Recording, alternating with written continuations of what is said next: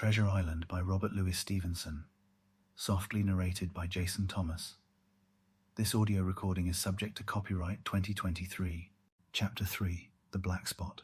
About noon, I stopped at the captain's door with some cooling drinks and medicines.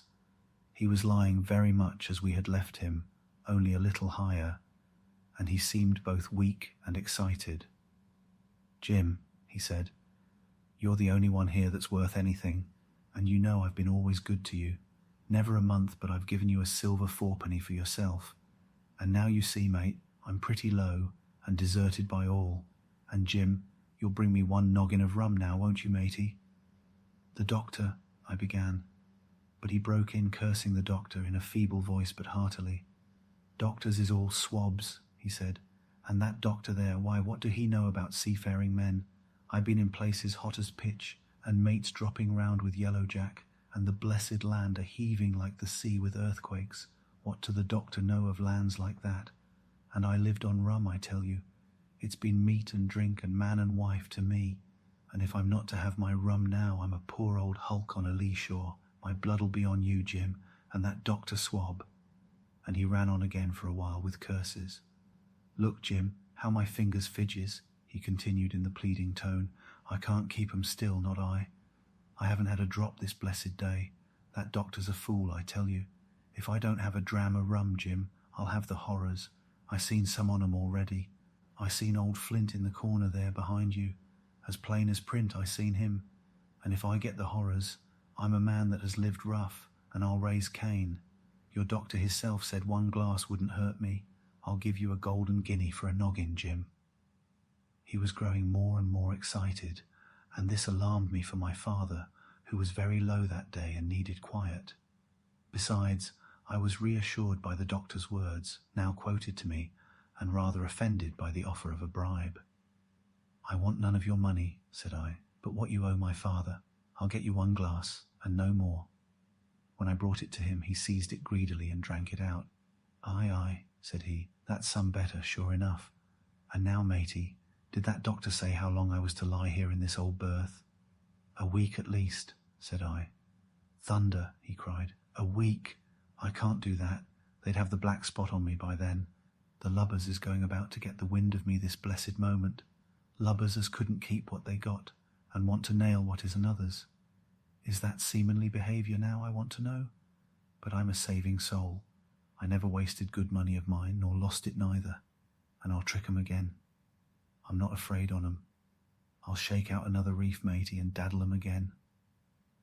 As he was thus speaking, he had risen from bed with great difficulty, holding to my shoulder with a grip that almost made me cry out, and moving his legs like so much dead weight. His words, spirited as they were in meaning, contrasted sadly with the weakness of the voice in which they were uttered. He paused when he had got into a sitting position on the edge. "That doctor's done me," he murmured. "My ears is singing. Lay me back." Before I could do much to help him, he had fallen back again to his former place, where he lay for a while silent.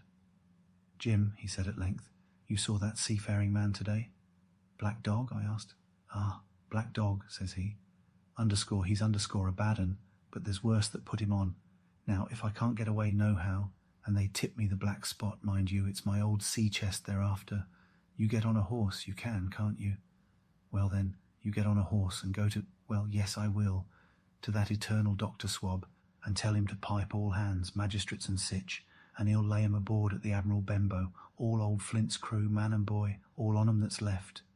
I was first mate, I was, old Flint's first mate, and I'm the only one as knows the place. He gave it me at Savannah, when he lay a-dying, like as if I was too now, you see. But you won't peach unless they get the black spot on me, or unless you see that black dog again, or a seafaring man with one leg, Jim, him above all." "But what is the black spot, Captain?" I asked. "That's a summons, mate. I'll tell you if they get that, but you keep your weather eye open, Jim, and I'll share with you equals upon my honour." He wandered a little longer, his voice growing weaker, but soon after I'd given him his medicine, which he took like a child, with the remark, "If ever a seaman wanted drugs, it's me." He fell at last into a heavy, swoon-like sleep, in which I left him. What I should have done had all gone well, I do not know. Probably I should have told the whole story to the doctor, for I was in mortal fear lest the captain should repent of his confessions and make an end of me. But as things fell out, my poor father died quite suddenly that evening, which put all other matters on one side. Our natural distress, the visits of the neighbours, the arranging of the funeral, and all the work of the inn to be carried on in the meanwhile kept me so busy that I had scarcely time to think of the captain, far less to be afraid of him. He got downstairs next morning, to be sure, and had his meals as usual, though he ate little and had more, I am afraid, than his usual supply of rum. For he helped himself out of the bar, scowling and blowing through his nose, and no one dared to cross him. On the night before the funeral he was as drunk as ever, and it was shocking in that house of mourning to hear him singing away at his ugly old sea-song. But weak as he was, we were all in the fear of death for him, and the doctor was suddenly taken up with a case many miles away, and was never near the house after my father's death.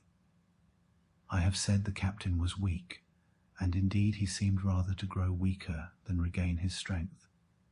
He clambered up and down stairs, and went from the parlour to the bar and back again, and sometimes put his nose out of doors to smell the sea, holding on to the walls as he went for support and breathing hard and fast like a man on a steep mountain. He never particularly addressed me, and it is my belief he had as good as forgotten his confidences, but his temper was more flighty and, allowing for his bodily weakness, more violent than ever. He had an alarming way now when he was drunk of drawing his cutlass and laying it bare before him on the table. But with all that, he minded people less, and seemed shut up in his own thoughts and rather wandering. Once, for instance, to our extreme wonder, he piped up to a different air, a kind of country love song that he must have learned in his youth before he had begun to follow the sea. So things passed until, the day after the funeral, and about 3 o'clock of a bitter, foggy, frosty afternoon, I was standing at the door for a moment, full of sad thoughts about my father, when I saw someone drawing slowly near along the road. He was plainly blind, for he tapped before him with a stick, and wore a great green shade over his eyes and nose, and he was hunched, as if with age or weakness, and wore a huge old tattered sea cloak with a hood that made him appear positively deformed. I never saw in my life a more dreadful-looking figure. He stopped a little from the inn, and raising his voice in an odd sing-song, addressed the air in front of him. "Will any kind friend inform a poor blind man, who has lost the precious sight of his eyes in the gracious defence of his native country, England, and God bless King George, where or in what part of this country he may now be?"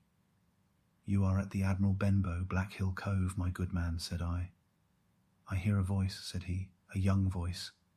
Will you give me your hand, my kind young friend, and lead me in?" I held out my hand, and the horrible, soft-spoken, eyeless creature gripped it in a moment like a vice. I was so much startled that I struggled to withdraw, but the blind man pulled me close up to him with a single action of his arm. "Now, boy," he said, "take me into the captain." "Sir," said I, "upon my word I dare not." "Oh," he sneered, "that's it. Take me in straight, or I'll break your arm." And he gave it, as he spoke, a wrench that made me cry out. "Sir," said I, "it is for yourself I mean. The captain is not what he used to be. He sits with a drawn cutlass. Another gentleman—" "Come now, March," interrupted he, and I never heard a voice so cruel and cold and ugly as that blind man's. It cowed me more than the pain, and I began to obey him at once, walking straight in at the door and towards the parlour, where our sick old buccaneer was sitting, dazed with rum. The blind man clung close to me, holding me in one iron fist and leaning almost more of his weight on me than I could carry. "Lead me straight up to him, and when I'm in view, cry out, 'Here's a friend for you, Bill.' If you don't, I'll do this."